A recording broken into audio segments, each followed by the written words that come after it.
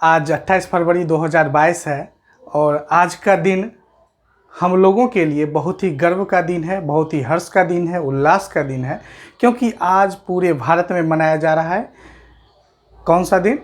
राष्ट्रीय विज्ञान दिवस के रूप में। और ये दिन क्यों मनाते हैं, इस दिन की क्या अहमियत है और प्रत्येक साल 28 फरवरी को ही विज्ञान दिवस हम लोग क्यों मनाते हैं, इसके पीछे कुछ विज्ञान है, कुछ बातें हैं, उसको आज हम लोग समझने का प्रयास करेंगे। और वर्तमान समय में भारत का विज्ञान और तकनीक कहाँ तक पहुँच चुका है उसको संक्षेप में 1-2 मिनट के वीडियो में समझने का प्रयास करेंगे, क्योंकि अगर विस्तार से देखेंगे तो ये तो बहुत लंबा टॉपिक हो जाएगा और बहुत बड़ा वीडियो हो जाएगा, लेकिन हम लोग छोटे वीडियो में बनाने का इसको प्रयास करेंगे।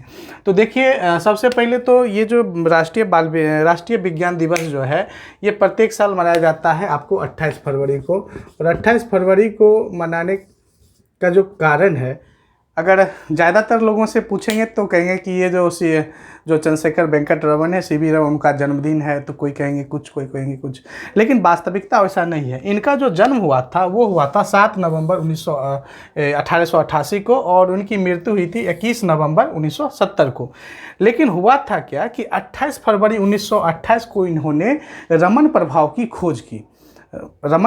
खोज की। चूँकि ये 28 फरवरी को किया था और इसीलिए इस दिन को यादगार बनाने के लिए ही 28 फरवरी के ही दिन को चुना गया विज्ञान दिवस के रूप में। और 1986 से प्रत्येक साल हम लोग 28 फरवरी को ही विज्ञान दिवस के रूप में मनाते हैं। और उनके लिए CV रमन साहब के लिए ये सबसे बड़ी श्रद्धांजलि है। वो बहुत ही नेक इंसान थे। आप समझिए कि 1888 का वो समय जब उनका जन्म हुआ था तो भारत गुलाम था। जब भारतीयों को पढ़ने के लिए उतनी आज़ादी नहीं थी, शिक्षा बस इतना था कि आप पढ़ लिख कर एक कलर की नौकरी कर सकते हैं, क्योंकि अंग्रेज़ों का उस समय राज था। लेकिन अपने तीक्ष्ण बुद्धि और प्रतिभा के कारण वो पढ़े, आगे बढ़े और अनुसंधान किए। तो ये जो स्कैटरिंग ऑफ लाइट है, प्रकाश के प्रकीर्णन का जो खोज है, वो उनकी बहुत बड़ी देन है इस मानवता के लिए। और इसके लिए उनको 1930 में भौतिकी का नोबेल पुरस्कार से भी सम्मानित किया गया। और वो एशिया के पहले ऐसे व्यक्ति थे जिन्हें भौतिकी के क्षेत्र में नोबेल पुरस्कार से सम्मानित किया गया था। ये अपने आप में एक प्राउड फील होता है। और भारत सरकार उनकी उपलब्धि को देखते हुए 1954 में जो देश का जो सर्वोच्च नागरिक पुरस्कार है भारत रत्न, उससे उनको नवाजा। इसके अलावा उनको बहुत सारे भी पुरस्कार मिले थे, जैसे लेनिन शांति पुरस्कार और भी पुरस्कार है। तो मेन बात है कि हम लोग पहले 1 मिनट में समझे कि ये रमन प्रभाव होता क्या है और इसका अभी के समय में उपयोग क्या है ना। तो रमन प्रभाव, देखिए प्रिज्म देखे होंगे कि ये प्रिज्म जो है ये क्या है, 3 पृष्ठों से बना हुआ है। इस होकर जब हम मोनोक्रोमेट ये श्वेत प्रकाश जब डालते हैं तो क्या होता है कि ये 7 रंगों में विभक्त हो जाता है, जिसको विबजियोर कहते हैं। और ये जिसका चूँकि ब्लू है, ये जो वायलेट है, सबसे नीचे वायलेट और सबसे ऊपर रेड है, तो सबका तरंग दैर्घ्य अलग अलग होता है। इसलिए क्या है कि ये अलग अलग यहाँ पर बैंड पैटर्न बनाता है, जिसका जो वेवलेंथ है 350 से 700 नैनोमीटर के रेंज में होता है। इसको हम लोग स्पेक्ट्रम पर देखते हैं।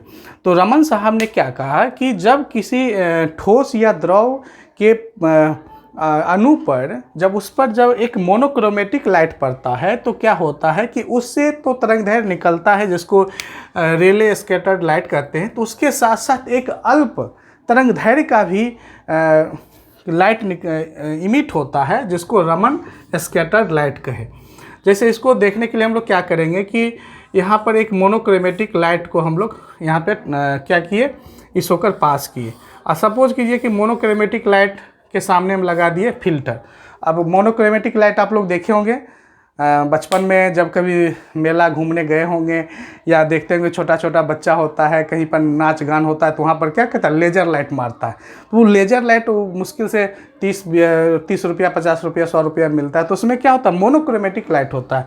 तो वो जो मोनोक्रोमेटिक लाइट है एक वर्णीय प्रकाश है, जब इस होकर जाएगा तो सपोज कीजिए हम यहाँ पे वायलेट फिल्टर लगा दिए, इसका मतलब तो यहाँ से जब हम एक वर्णीय प्रकाश को इसमें से गुजारते हैं, सपोज कीजिए कि यहाँ पे हम वायलेट फिल्टर को लगा दिए।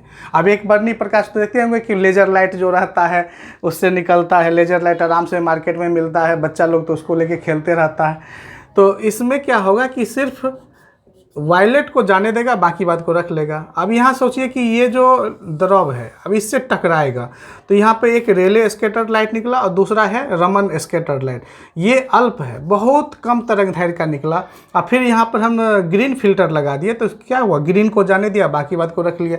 फिर इसको हम लोग ऑब्जर्व कर लेंगे रमन स्पेक्ट्रोफोटोमीटर से। तो इस तरह से क्या होता है कि रमन साहब ने देखा कि जब किसी पदार्थ, जब किसी लाइट को, चूँकि ये जो लाइट है ये छोटे छोटे कण होते हैं लाइट में, और जिसको हम लोग कहते हैं फोटोन। ये जो फोटोन होता है लचीला होता है। फोटोन क्या होता है, लचीला होता है। और जब ये फोटोन किसी ठोस या द्रव के कण पर पड़ता है तो क्या होता है कि हाई वेवलेंथ जो निकलता है उसके साथ एक छोटा सा वेवलेंथ का भी तरंगदैर्घ्य बाहर निकलता है, जिसको रमन साहब ने ऑब्जर्व किया।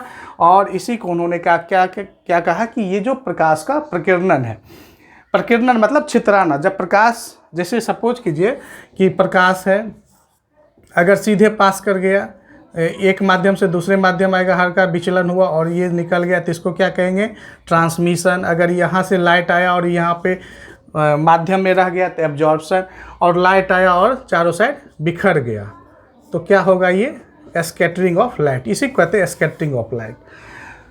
तो उन्होंने जब इस खोज को दिया तो ये पूरी दुनिया के लिए एक अद्भुत सा चीज़ था, एक चमत्कार जैसा था। और इसके लिए उनको भौतिकी का नोबेल पुरस्कार 1930 ईस्वी में दिया। और चूँकि उन्होंने ये खोज 28 फरवरी 1928 को किया था, इसीलिए उस दिन को यादगार बनाने के लिए हम लोग राष्ट्रीय विज्ञान दिवस प्रत्येक साल मनाते हैं। और 2022 में जैसा कि भारत सरकार के द्वारा भी एक कार्यक्रम चलाया जा रहा है, विज्ञान सर्वत्र पूज्यते। तो ये विज्ञान सर्वत्र पूज्यते कार्यक्रम के साथ क्या है कि आज पूरे भारत में जो भी विज्ञान के अनुसंधान संस्थाएं हैं, चाहे वो ICMR का है, UGC का है, या फिर और भी ICMR का हो, ICAR का हो, या जो भी प्रयोगशालाएं हैं, सब जगह या विज्ञान केंद्र है, वहाँ पर विज्ञान सर्वत्र पूज्यते कार्यक्रम के तहत तो ढेर सारे प्रतियोगिता करवाए जा रहे हैं। बच्चों के बीच विज्ञान की उपलब्धियों को बताया जा रहा है, विज्ञान संबंधी गतिविधियों को करवाया जा रहा है, ताकि आम जनमानस में विज्ञान के प्रति जागरूकता आए, लोग विज्ञान को समझें। तो है कि जब 1960 के दशक में ये जो लेज़र लाइट का खोज हुआ था, तो फिर रमन प्रभाव की जो प्रासंगिकता थी और बढ़ गई। और चंद्रयान 1 जो भारत ने भेजा 2008 में, तो उस समय भी जो चंद्रमा पर पानी का पता लगाना था, तो उसमें भी इस रमन प्रभाव का प्रयोग किया गया था कि रमन प्रभाव के द्वारा ही वहाँ पर पानी का पता लगाने का काम चंद्रयान 1 किया था। वर्तमान में अगर देखें तो स्टैनफोर्ड यूनिवर्सिटी है, वो मान लीजिए कि ब्रेन है या शरीर का कोई भाग है, वहाँ पर ट्यूमर हो गया या कोई कैंसर कोशिका पनप गया, तो उसका पता लगाने के लिए या इंडोस्कोपी के माध्यम से सेल कहीं पर डैमेज हो रहा है, कुछ हो रहा है, तो उसका पता करने के लिए रमन प्रभाव का प्रयोग किया जा रहा है। या अपराध के क्षेत्र में देखिए कि मान लिया जाए कि कोई अपराधी है, कोई ऐसा सामान लेकर वो बॉर्डर पार कर रहा है या देश के अंदर भी भ्रमण कर रहा है, तो वो जो बक्सा में सामान रखा वो क्या है, उसका पता करने के लिए रमन प्रभाव का प्रयोग किया जा रहा है, इस टेक्नोलॉजी का उपयोग किया जा रहा है। इसके अलावा केमिस्ट्री के क्षेत्र में अगर देखें तो मान लिया जाए कि कोई लिक्विड है, जैसे H2O है, H2SO4 है, या कोई भी क्रिस्टल है, तो उसका जो आणविक संरचना है वो कैसा है, उसका अध्ययन करने में रमन प्रभाव का खोज हो रहा है। और आने वाला समय हम कल्पना कर सकते हैं, और इस क्षेत्र में वैज्ञानिक लोग भी अनुसंधान कर रहे हैं कि ऐसा होगा कि अभी जैसे हमको यूरिया टेस्ट करना है, उसमें यूरिक एसिड की जांच करना है, तो क्या होता है कि ब्लड लिए फिर उसका एक एक करके जांच करते हैं, मैनुअली करें या फिर मशीन के द्वारा। अब वैसा होगा कि सिर्फ ब्लड लिया या शरीर पर रमन प्रभाव के द्वारा क्या करेगा, एक बार डिटेक्ट कर लेगा कितना है, ब्लड लेने की भी ज़रूरत नहीं है, पता चल जाएगा कितना यूरिया, कितना यूरिक एसिड है, सारा जाँच हो जाएगा। तो इसका ढेर सारा एप्लीकेशन है। कार्बन नैनो ट्यूब को बनाने में भी उपयोग हो रहा है रमन प्रभाव का। फिर नैनो टेक्नोलॉजी के द्वारा क्या हो रहा है कि इसमें ट्यूमर का पता लग रहा है, कैंसर कोशिका का पता चल रहा है, खास करके जो ल्यूकेमिया है उसमें इसका काफ़ी यूज हो रहा है। या फिर स्टेम सेल की रिसर्च में भी कभी रमन प्रभाव का उपयोग हो रहा है। तो हम लोग देख सकते हैं कि वर्तमान समय में भी इसकी प्रासंगिकता और दिनों दिन बढ़ती जा रही है। और आने वाले दिनों में जो डायग्नोस्टिक का जो क्षेत्र है, जहां जांच अनुसंधान ये सब जो हो रहा है, उसमें ये अपना काफ़ी अहम भूमिका निभाने वाला है। तो हमारा देश जो भारत है वो विज्ञान और तकनीक के क्षेत्र में दिनों दिन काफ़ी तरक्की कर रहा है और अभी इतना तरक्की कर चुका है कि हम लोग गगनयान और इसरो का जो भी कार्यक्रम है देख ही रहे हैं कि कितना आगे बढ़ रहा है। तो हम लोग अपने विज्ञान को समझें और जो विज्ञान की छोटी छोटी बातें हैं उसको अपने जीवन में उतारें और विज्ञान की तथ्यों को समझें ताकि जीवन सरल हो। और वैज्ञानिक तथ्यों को समझेंगे तभी जाकर हम लोग अंधविश्वासों से दूर हट सकेंगे और हम लोग का देश आगे विकसित हो पाएगा। धन्यवाद।